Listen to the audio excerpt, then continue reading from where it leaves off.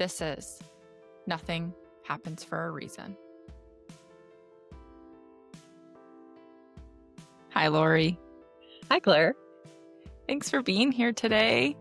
Thank you for having me. I'm happy to be here. Of course.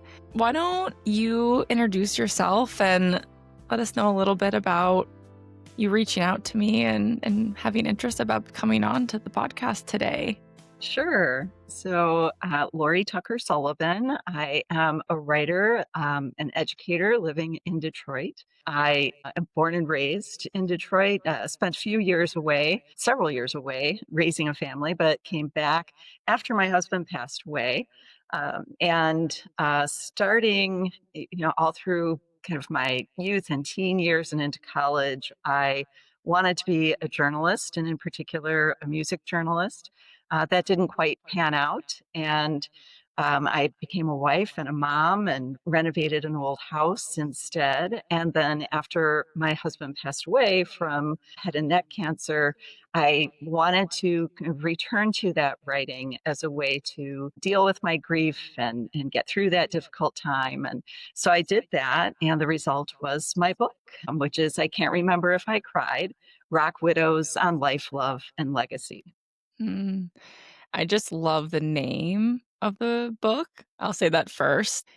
Having that Don McLean reference. Yes. And it really excited me when you reached out to me and told me the name of your book too. And actually, one of my first tattoos is actually an American Pie quote. It's not that one, but I do have an American Pie quote. Yes. It's "Can music save your mortal soul?" And so, yeah, it's just a very beautiful title to a book, and it really intrigued me. And there's that connection too as well. Yes. Yeah. I mean, it's fitting.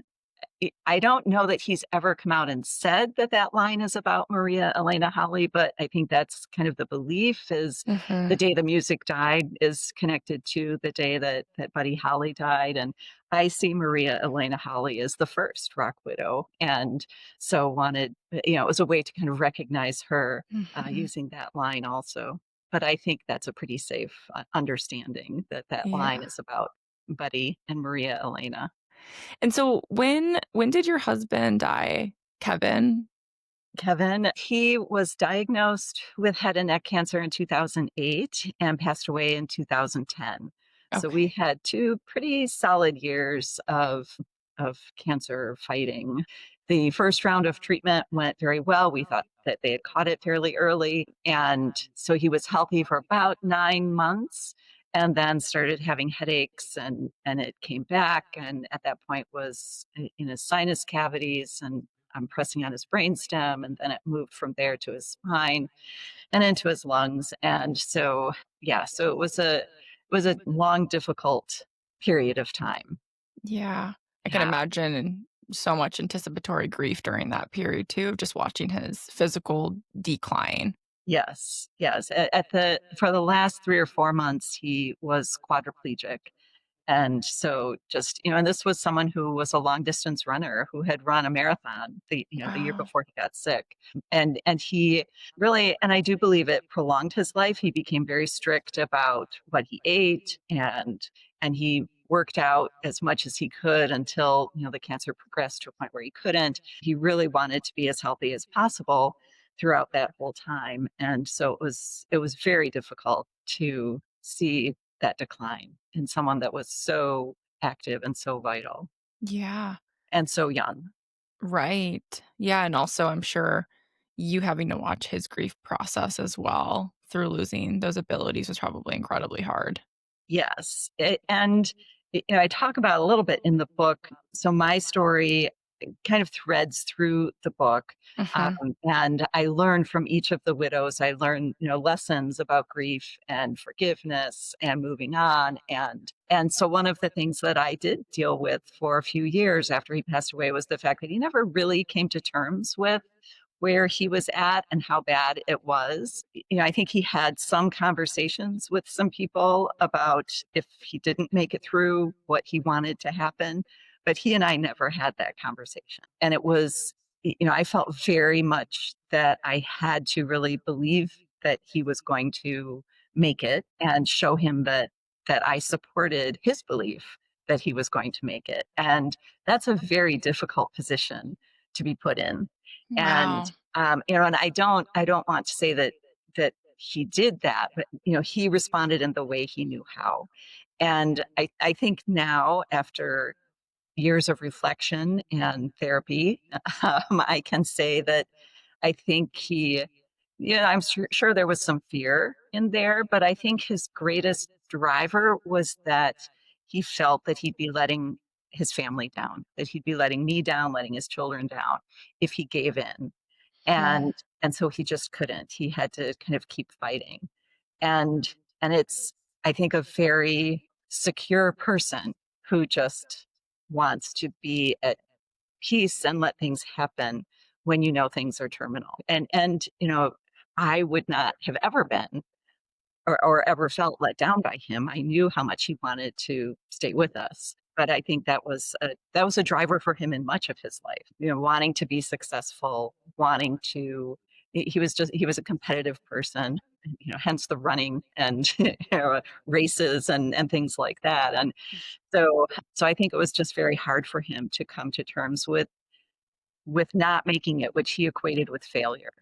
And that should not be the case. Really should not. No. No, not at all.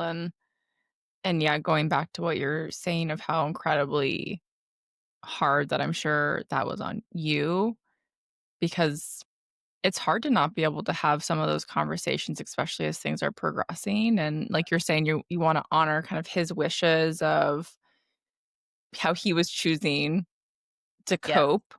And yes, also, yeah, it's like the giant biggest elephant in the whole entire room of kind of pretending, it sounds like. And right. yeah, oh my gosh. Yeah, and I think some of that goes back to our whole, the way we frame cancer and a terminal diagnosis, whether it's cancer or any other disease, and this idea of fighting it and being Yes. in the fight, being in the battle. I wish we would move away from terms like that because, and then people who do survive and live, they conquered and they beat Yes. it. And, that's not good to hear for those of us who did not. And yeah, it's just, I would really love a different vernacular around that, any terminal illness, really. Yes, I very much agree. Do you have ideas of what you would rather it be replaced with? Well, he came to try to see it as a journey, that Mm. he was on a journey and it was going to have the end that it had, and that he really needed to try to change the thinking around that to one of being on this journey and this having this experience. But I think that was really hard for him to do. He'd mentioned that once in a while. He had a blog that he posted to, and people would respond. We're so proud of you. You're so strong. You're keeping up the fight. And so it's hard to, when everybody talks that way. It's Mhm. hard to move away from it. So yeah, Yes, and I agree, I feel very strongly as you're talking about of my opinions of, like, fighting and conquering and, all of those things, and I sometimes have feelings of guilt when, like, I know someone in my life who recently beat cancer, right? yes, yes, And, of course, I'm, like, so happy that right, they're okay, yes, yeah, and I'm like, "Eh, yeah, what does that mean for whether it's Kevin or my mom or the millions other people that right. Yeah, fight?" And yeah, so the alternative is they lose, like, I don't know, like, they were yeah, too weak, they weren't strong right, enough, there's so right, many they weren't narratives. successful, they were, yeah, yeah, there's just no way, almost no way to frame it that Yes. is fair to the Mhm. person who went through it. And Yeah. and I think it goes beyond that as well. Certainly, in my book, there are people who had drug problems, Mhm. and that's the same kind of thing. Does someone who succumbs to those how do we frame that? I mean, I've really come to believe in talking with the women that I've interviewed that that is also not a weakness. That Mhm. there are many reasons for those habits. That's not a good word either, but Mhm. Yeah. um, to turn to substances, Mhm. sometimes, and to again beat that addiction or Right. not. It just yeah, I wish the framework would be different around a lot of ways that we think about illness and the ways that people respond or don't respond to it. Just another product of living in a very, black and white Yes.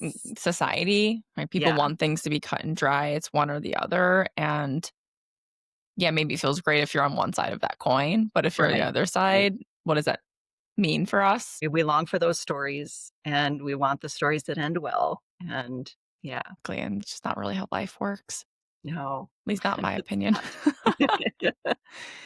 I know you already mentioned the being strong part of this, and I didn't know, it's not talked about in your book that Kevin had a blog and that's how people would respond to him, but it is a theme that carried through in a lot of the different chapters of your book.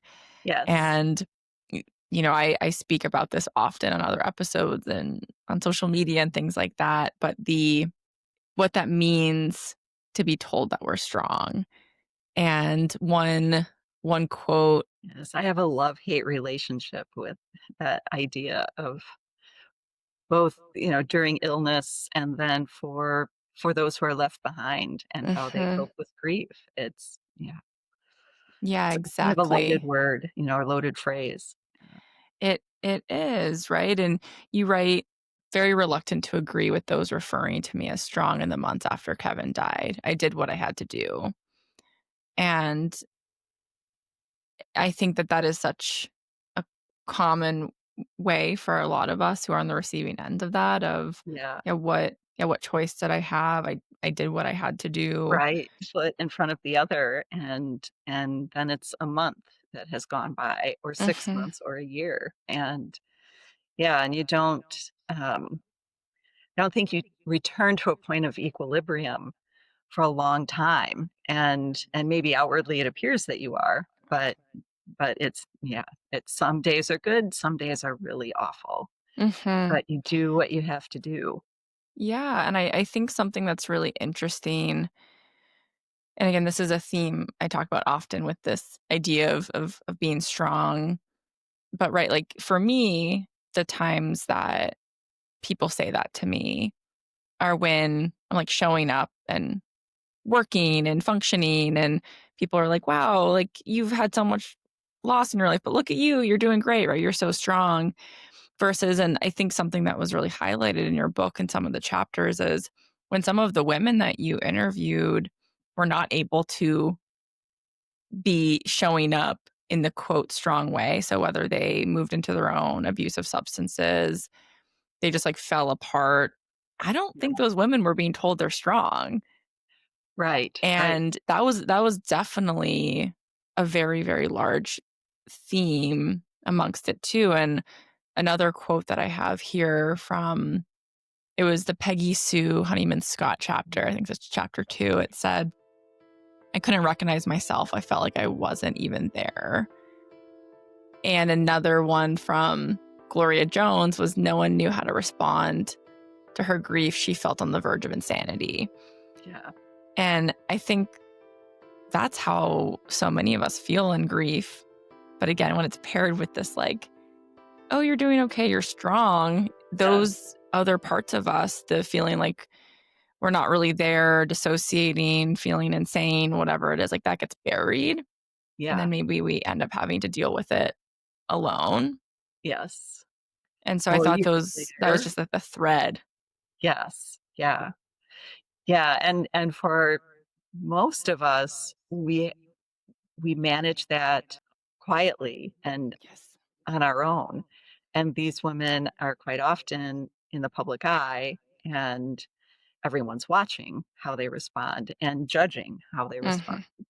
And are they weak, or is that seen as the right emotional response? Are they strong? Are they moving on too soon? Like, all that judgment is Mhm. there, and so that was something that, I learned early on that really sets these women apart from the way I had to grieve. I grieved privately with the Mhm. friends that and family that, that I wanted around me, and very little judgment that wasn't positive, Mhm. people thinking that it was positive to tell me how strong I was being, but yeah, and I was also, 46, and many of these women were in their early 20s, Right. it just their youth, the fact that they were so young, I Mhm. think really we don't understand that as well, what they went through when they were so young.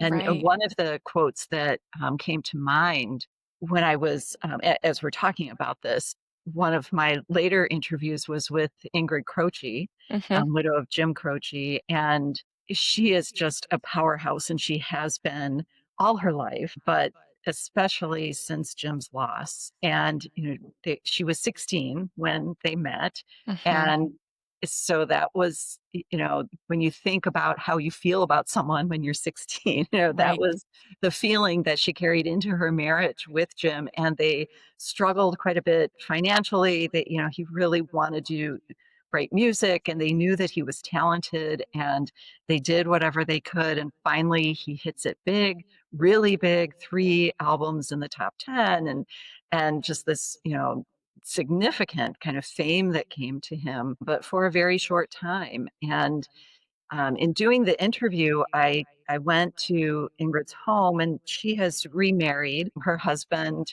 Jimmy Rock, very supportive, a wonderful person, and he was there as part of the interview, and she has aphasia, and so she cannot speak, and she would she could say yes and no, she would nod her head.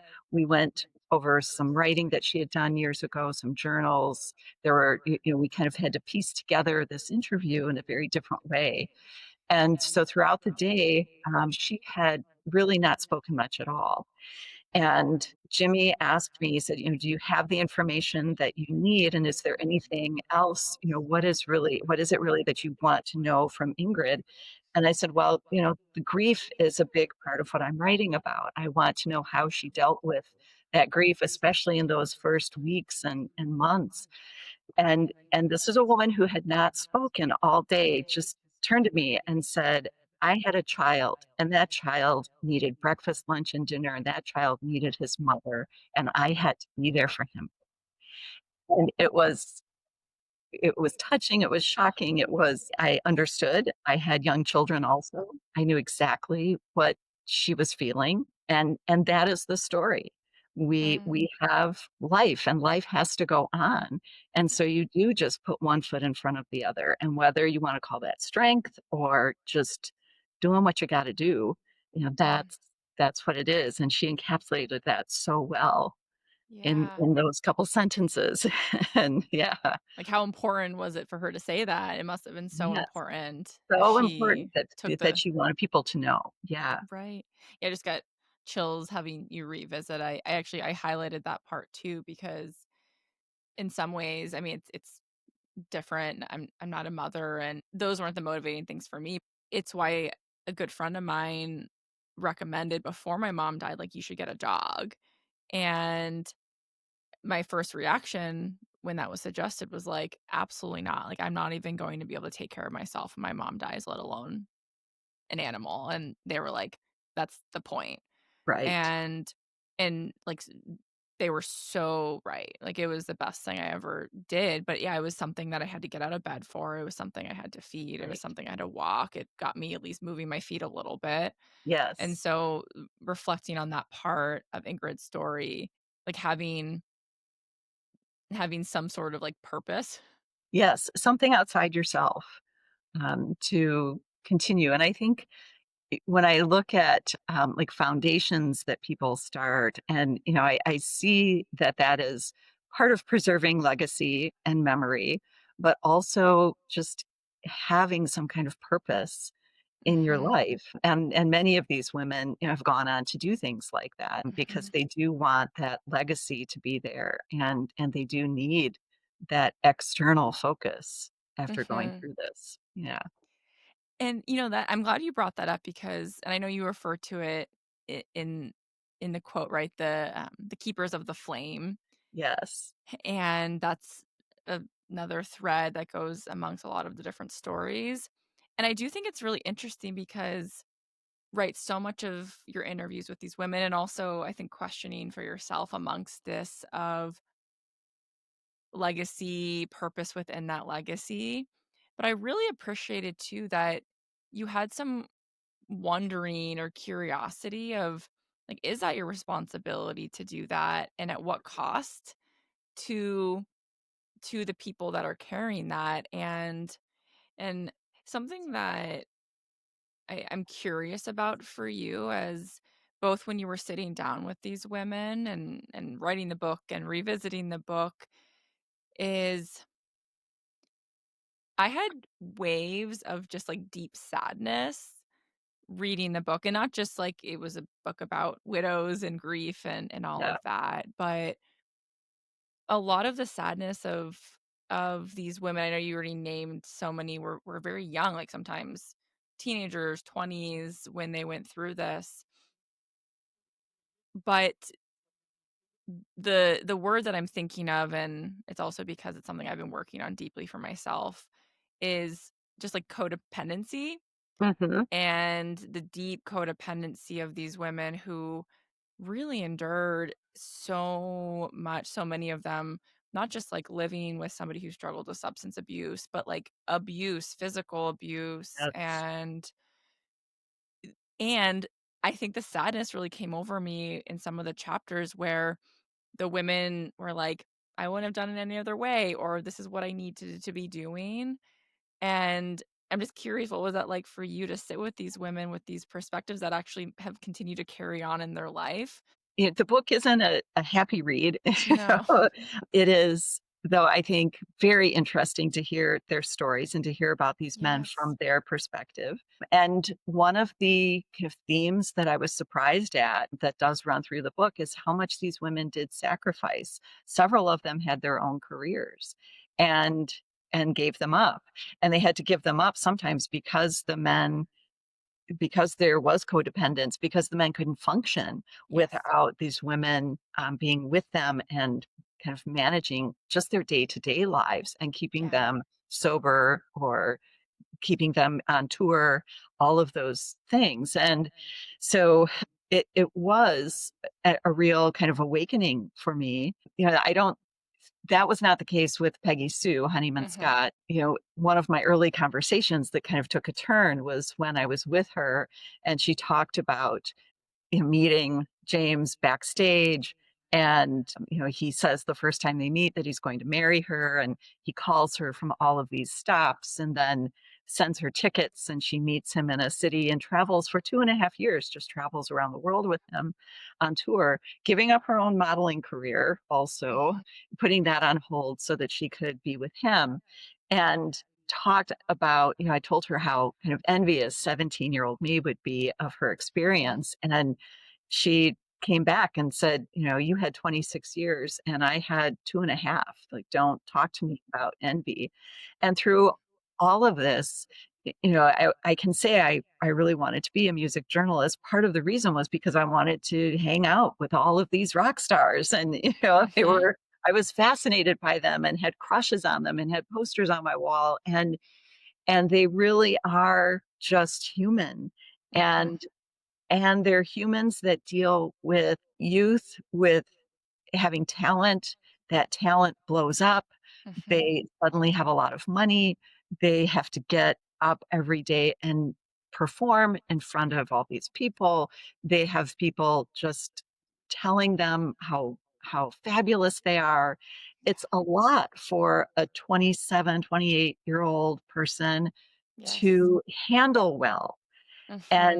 And so, I do see, there was so much support. I mean, when you look at the situations that they were Mhm. in, you see how they needed the stability of this partner to to bring them some balance and to bring them kind of back to reality. And so, yeah, they were the kind of rock star dreams that I had as a teenager. I'm kinda glad those didn't pan out, know, Yeah. I had my rock star, he just didn't. Maybe he did actually travel the world for his job, but he wasn't out there performing on stage or things like that, but, he loved his family, he worked hard for his family, and and that counts for something. Yes. Yeah, And absolutely. it's a whole other thing that these women, all of them, dealt with in one Yeah. form or another to some degree, yeah. Mhm. That theme was another one that I wrote down that you're speaking to, which does, come back to codependency, but it Sure. is the theme of so many said, like, "I am not gonna become your manager, I have my own career," and then it was, like, and a week later, I was doing it. Yeah, Jamie Wyland, Okay, yeah. yeah. She's a wonderful photographer and artist, Okay, and yes, the a lot Wayland of that is story. yeah, for Scott, and Scott needed 24/7 tending, and Right. yeah, yeah, It's it's a lot. it really I was is. exhausted for some of these women reading Yes, about yes. it. Yeah, very much. Yeah, Yeah. it's been interesting recently. Warren Zevon was inducted into the Rock and Roll Hall of Fame, and very, very much deserving of that accolade. And I saw photos, and his widow, Crystal, was there with her daughter and then his son Jordan from his first marriage. And so the family was there to be able to see that. And Kevin and I both really loved Warren's music. You maybe haven't heard Warren's music, but you have. You just don't Mhm. realize, a lot of other people recorded his music. He was known for Werewolves of London. I think he would like to have been known for some of his m more literary music, if that's a term, but, he was a wonderful writer, and his love songs are just beautiful. They will just break your heart to listen to them, and we both loved him, and I think I was the first person that Kevin dated that even knew who Warren was, and we both had records, and so I knew that I early on, I wanted to talk with Crystal. That was kind of I prioritized some of the making my list early on with people that I knew that we both really loved, and I wanted to hear those stories, and that was one. And yes, I had to hear that he was physically abusive to her, and she did leave the marriage. They were divorced at the time of his death, but yes, as soon as he got his diagnosis, and I believe he got a stage 4 diagnosis right from the start, and so he knew that he had limited time, and he called her and said, "You're the wife, you gotta come take care of me." Hmm. After, I think 11 or 12 years apart, and they had she said he would call her sometimes when he was lost and needed directions, and he's in Mhm. LA, she's in Vermont, and so there Yeah. was always this connection between the 2 of them. They always just returned to each other despite, the divorce and even the physical distance. Mhm. And she chose not to return and care for him. She visited him a couple times, and but she had learned to set those boundaries, and she stuck with it and had to deal with that. But then she did agree to write his biography, and it's one of the lines in the book that I like to read because it's so powerful. It's not pretty, but when she says that reading his journals, I mean, it was a difficult thing for her to do because all of his transgressions were there, and Mhm. he wrote about, all of these things he did that she would really prefer not to know, but in the end, she said she realizes it was his one last request for forgiveness and for absolution, and so she chose to forgive him, and just she said, "Now I just love him and miss him." Hmm. And that's a lot. It's a big Yeah. lesson, and I Mhm. think, if she can forgive all that, then, I can forgive the little habits that made me frustrated, and all Yeah. of those things, and in that chapter, I do talk about, where does that go if you still have some anger or resentment and this person is no longer here to work it out? That can Mhm. really settle into your life and do some real damage, and I Mhm. think she has coped very well with that, but once it's over because one of the partners dies, that's a finality that you really have to cope with if things haven't been perfect all the time. And Right. most relationships have not been perfect all the time. So Mhm. yeah, that was I loved speaking with her, and she's done some really cool things in the years since Warren's passing. Yeah, but it's been interesting to see him kind of in the news, around that induction. I did, I loved her story. It felt empowering in a different way Yeah. than some of the other chapters. I also really appreciated it in reading through some of the other women of I was, like, grateful when there was moments of, like, how angry they were, Yes. because, right, is anger is something, especially for women, that we're supposed to kind of bury, and, yeah, we don't wanna be angry forever, and we Yeah. wanna move forward Yeah. from it and, like, not just, like, bury it and move on to having this person be seen as, like, a god, right? And one of the women you talked to said something, I think, to, like, family of, like, "Let's not immortalize this person. Like, this person was a human." And I think that's so important too, because that happens. And I hear a lot about that in this work of people getting kind of frustrated that when someone dies, it's all of a sudden like this person was just like an angel. And it's like, Yes. no, Yeah. like they were a human being and they made mistakes. Yeah. Yeah. It's hard. I think they kind of try to walk that line quite often of knowing the real person, knowing what Hmm. this person was like, knowing that fans think very differently or don't know the Hmm. whole story. And so they have to, I think they feel very compelled on the one hand to keep the person's legacy there, keep their creative legacy out there so that people Hmm. know what they made and what they created in their lifetimes. Also trying to be at peace with who the real person was that they knew. Yes. And quite Yeah. often those are two different people. The public Yeah. persona and the private are very Mm. different. Or the public persona is maybe a little bit the same as the private one, and that becomes part of their lore, part of what makes them popular. Hmm. I think of Dee Dee Ramone, and that was kind of part of his whole story, was that he was just wild, Hmm. and you can't function day to day like that. And so Vera was the person that really cared for him. Hmm. And that was another one where she was told early on, nope, no women on the tour, but even if you're his wife, you gotta get out. And 3 weeks later, the band is calling her and saying, please come take him and Right.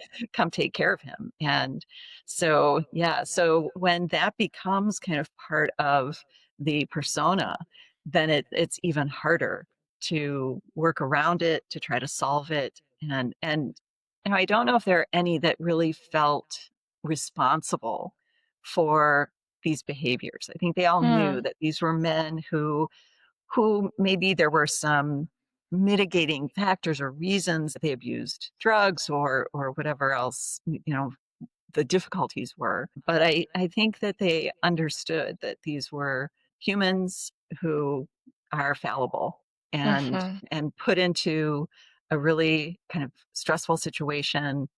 They didn't do so well. I don't think there are any women that I interviewed who would argue that point with me.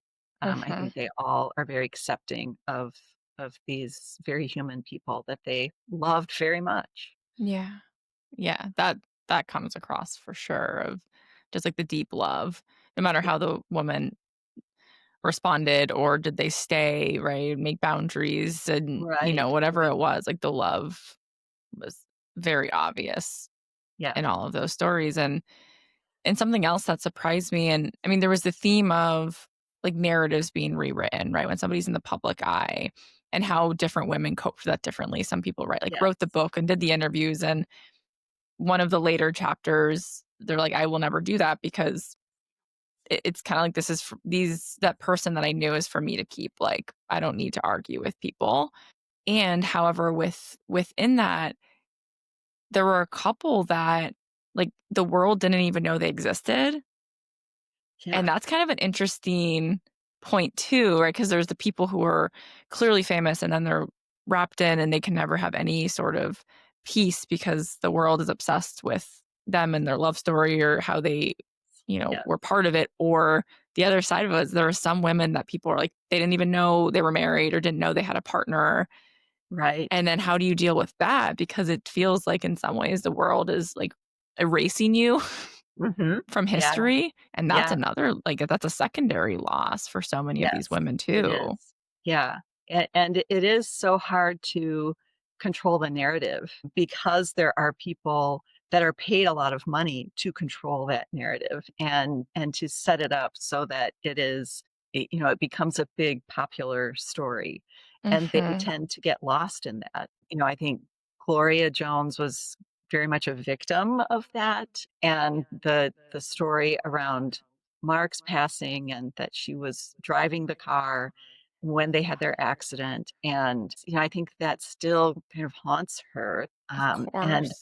40, 50 years later, and it is hard for her. She has worked to get Mark and T-Rex into the Rock and Roll Hall of Fame, which happened about 5 years ago, I think, and she's helped produce documentaries about him. Her life is still about getting his story out there. Mm, And this is someone who was nominated for a Grammy for a song she wrote, and right. no one knows that. And Mm, it was a backup singer on quite a few records that I listened to, and we don't realize that either.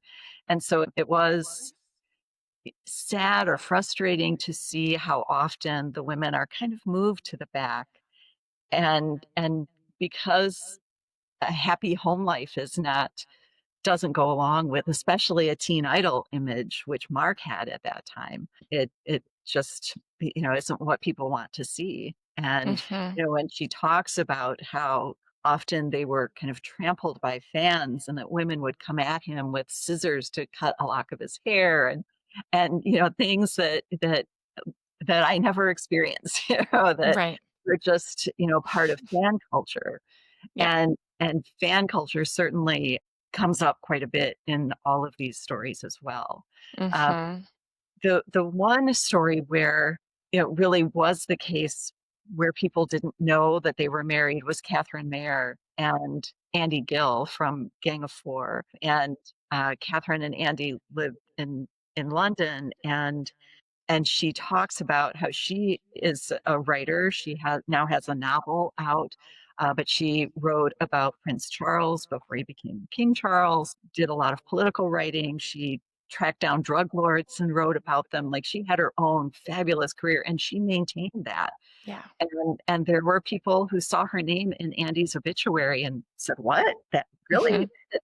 And it was important to them that the two of them maintained that career, and that says a lot about Andy and about Catherine. Sure Um, does.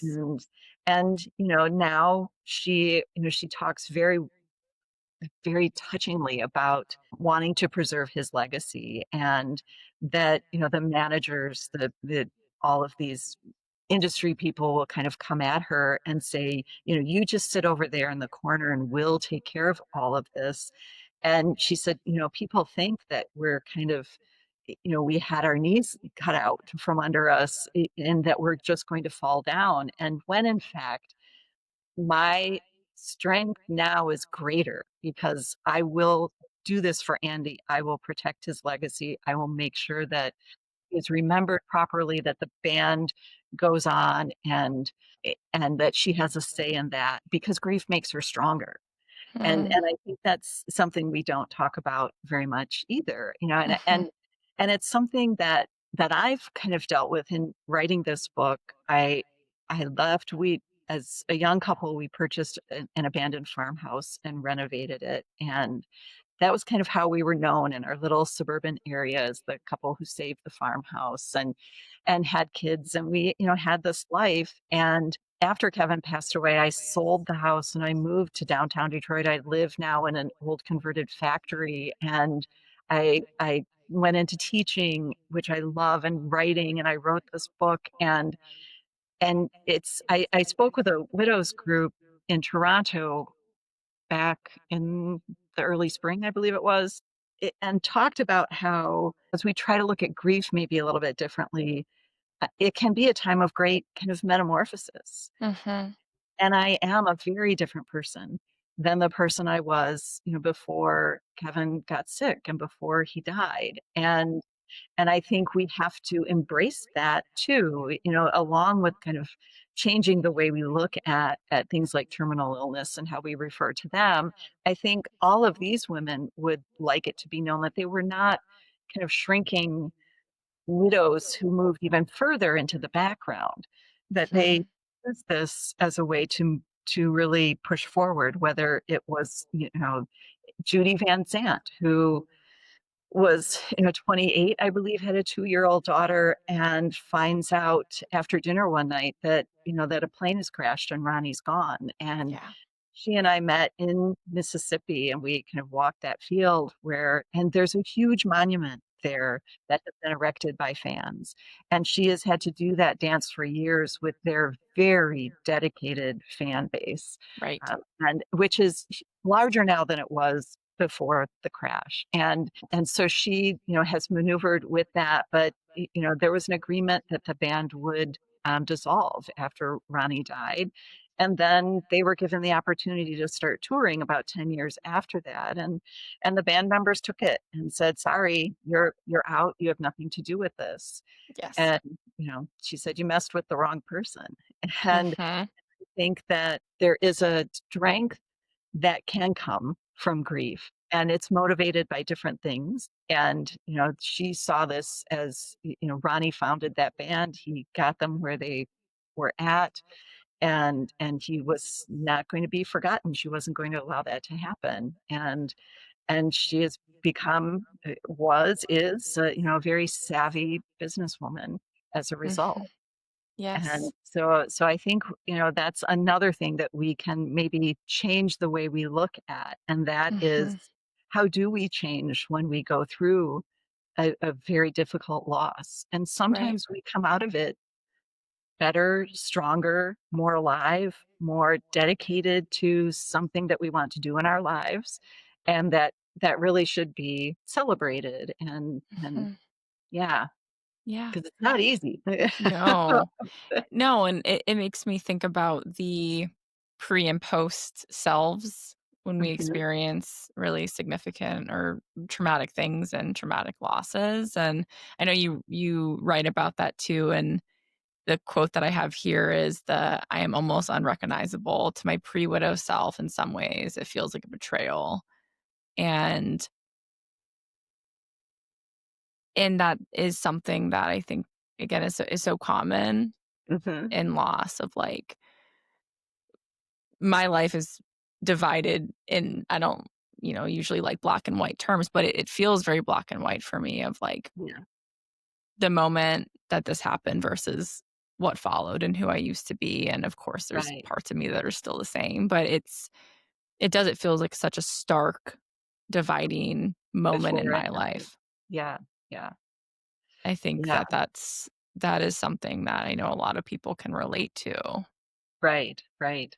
Yeah, and I think we all cope with and respond to the trauma, to the loss in different ways, Mhm. and I think all of them are right. We have to respond in the way that we respond. And to say that I'm a different person is not to say that I was an unhappy person before. I was just leading a very different life. Yes. And this loss kind of pushed me into something that was, very different from the way I was before. And Right. and so and not everyone will respond in that way, but, I think we have to see that kind of spectrum of Mhm. response and kind of honor all of it. And I think with that, as I said at the beginning, like, this book, Lori, it was, of course, these interviews with different widows and different partners, and as you said, like, you intertwined part of your story throughout a lot of the different chapters, and it really did feel like you were, like, soul searching during it, Yeah, which, again, significant loss will make us do that, but it right. did that you had a lot of you had a lot of questions in there, and you had a lot of questions around whether the keepers of the flame and legacy, or do you regret decisions that you made in your younger days, and you, right, choosing to give up the career that you were going after to live this other life. And so with that, there was this really specific quote, I want to make sure I get it right, that you said. It was when you were meeting with Gloria, and you said, will there be a time or day when the colors suddenly seem brighter or the world seems happier? Will it be 14 years later, as it was for Gloria? Right. And so I'm curious, like sitting here just today, what has that journey been like for you, and what do you think about that question you posed for yourself in your book? That's a good question. I think, I can certainly look back on the book and see it as it was something that I think I dealt with the whole time, is understanding that I wouldn't have written this book were it not for Kevin not being here. Right. And we can do a whole other session on guilt and how you deal with survivor's guilt and all of those things. And I think once I had a good understanding that I'm still here and he would want me to be happy and he would want me to succeed in a way that I find fulfilling, then that's what I went for. And I think that's as I keep moving along, and I've met more widows since the book came out, and would love for there to be another volume. But I think for me it has been now 14 years, 15 years in Hmm. back in September. And on the one hand, you think it is just all of these days stacked on top of each other where I made it. I got up and I got the kids to school, or I packed up everything and moved, small Hmm. little things and big major things. And that's what you have to do. And I still think, this past October 14th would have been Kevin's 65th birthday. Mm. And so I remember him on his birthday every year, but that year, or this year, having that day come up, I thought, he would be retiring now, and we'd be thinking about maybe having another house somewhere. Maybe we'd winter somewhere else, or maybe we'd just make plans to travel.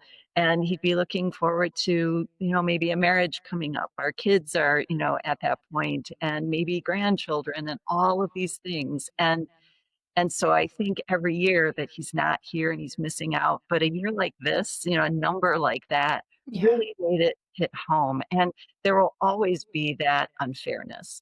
And I posted about that on social media, and I said, I move along. I'm proud of myself for moving in the ways that I have and accomplishing these things that I wanted to do. But every once in a while, everybody needs to back up and just let me sit in the unfairness. And I think Hmm. that's true for everyone. You need sometimes when you just say, "It's really unfair," and and it's not fair that he's not here. There's never going to be a time where I don't feel a little cheated, and Hmm. the unfairness and the what if, that's all part of it. Yeah. And sometimes it recedes to the background and I go out and have a great time and travel the world meeting these women that really, I say in the book, it was life-saving and life-changing knowing them and hearing their stories and seeing what they've accomplished too. Mm. So, and other times I just, like Crystal, I just really love him and miss him. And both are true, And both right? are true, and you hold both in the same hand. Yeah. Hmm. I did have that thought reading through the book of not just you were going through your own, again, journey Mhm. within this, but yeah, thinking about how there was probably a lot of healing parts of this, of getting outside of yourself. Yeah, physically traveling to these Yeah. places. And part of this community that I'm creating in this podcast is to not feel so alone. And you wrote about some of that too, of just like sitting with other widows, and or some of those widows have found other widows who can hold space and can relate in different ways, and Yeah. how the messaging of like we all need community, and Mhm. how you were able to give that to yourself, a gift you were able to give yourself as you get reconnected with the writer part of you Yes. in the midst of your grief and loss of Kevin.